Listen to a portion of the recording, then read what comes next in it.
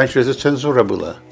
Я на телевизионщик смотрят фотографии, где-то я что-то пишу, откидывает на фотографии, там какая-то крыша, это самая вышка, скажут, ой, а может это там ГУЛАГ какой-то, там же полно их. Не пойдет, не пойдет, не пойдет. Теперь этого нету. Цензуры вообще сейчас нету.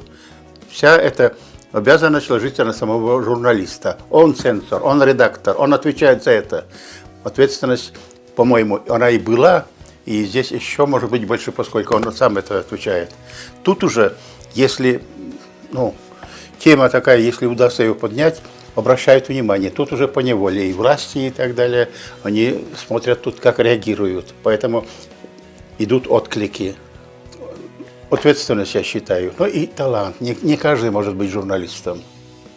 Не каждый. Это ой-ой-ой.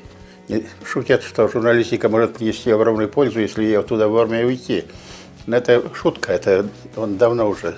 Шутка с бородой, можно сказать. Но действительно, настоящие журналисты, у них большой стаж. Те, которые уже там чувствуют себя, как вот у меня аквариум, как рыба в воде. Для них это и жизнь, и слезы, и любовь. Журналисты вообще, они интересные люди, если к ним подход найти, каждый журналист в чем-то он что-то открывается.